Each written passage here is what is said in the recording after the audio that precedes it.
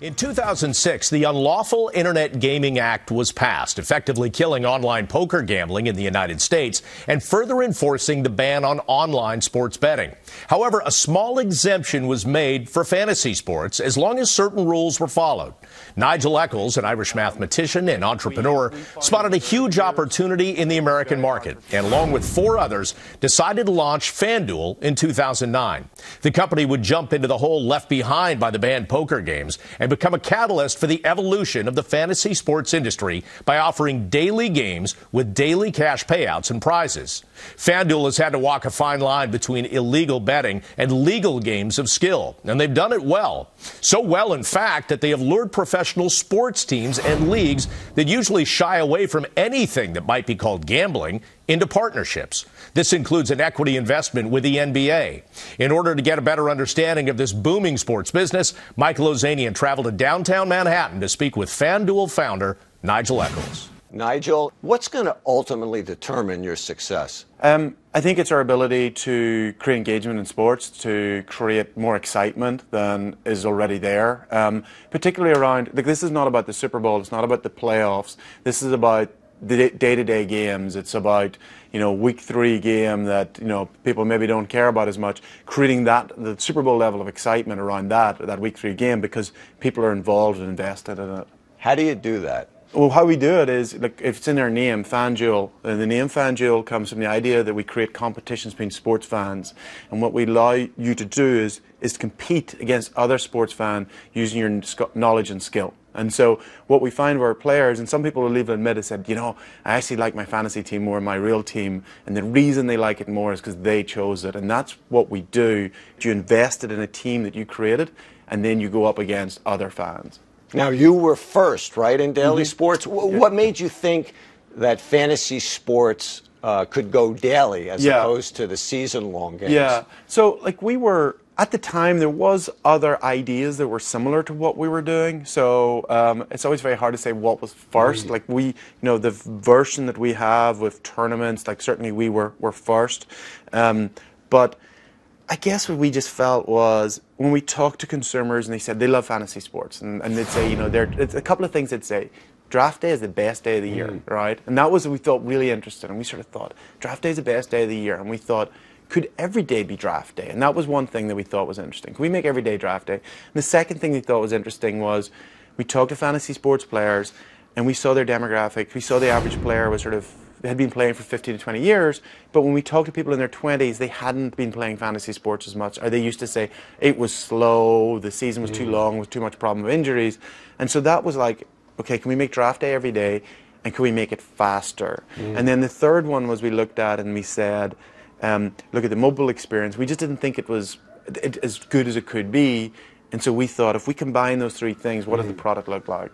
It seems like with sports, the whole mindset has changed over the years. I remember when I was a kid, the owners seemed to think, well, if we gave away too much content or gave too much content, too much access to fans, it would diminish the demand and the pricing power. Now that seems to have completely turned on its head, where it seems like if they engage with somebody like FanDuel, they realize it's a win-win for both. Yeah.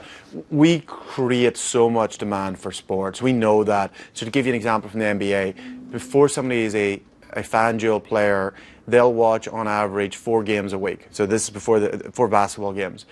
After they become a daily fantasy basketball player, they're watching 7. So they're increasing their number of games by 75%. So that's enormous. We've got 500,000 fantasy basketball players. So and with that, they're also saying, but also as well as watching games, I want to research lineups, I want to follow the news, because this is really important in how I actually play this game. And so the league and the teams are getting that and say, look, if I want to create more engagement, I've got to give them more content, more access, more information. We're very close to our user base, and we talk to them all the time, but we survey them to see what's their behavior pattern changing, and they can also see it in their numbers. They can see it in their viewership numbers. With the NBA, they can see League Pass and how it's growing.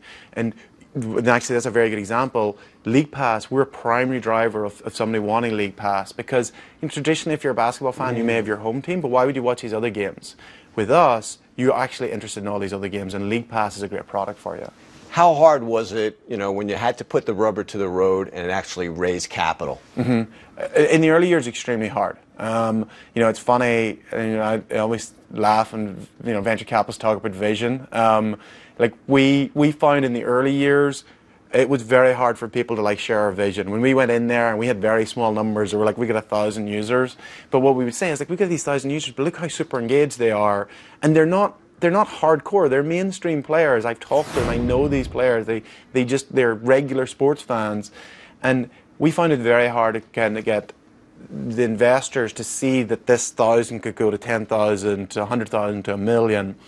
And we were very lucky in the investors we did get who could get that vision, who saw into the numbers and through the numbers. But for most investors, it was only when we started to hit hundreds of thousands of players or millions of players that they said, wow, this could be big, and we were like, it already is. How fast do you think this industry could grow over the next 3 or 4 years? Last year we grew 4x. We want that sort of multiple growth, 3-4x, to continue. So that's really our focus, is to grow at multiples. It gets harder as you get much bigger. So when you grow from 5 million to 15 million in revenue, that's hard. When you go from 15 to 57, sure. From 57 to whatever we can get to this year, it's going to be even more challenging. But it's going to be in the multiples for several years. What do you think is the potential, though, for the fantasy sports Sure. market overall, and then for your niche? It's something that we discussed a lot with investors in the early days. There's something like 41 million fantasy sports players in North America. And they'd say, well, what percentage of those 41 million do you think you can get? And what we've started to realize is that is the wrong question. There's actually 200 million sports fans in North America. Half of our fantasy basketball players never played fantasy basketball before.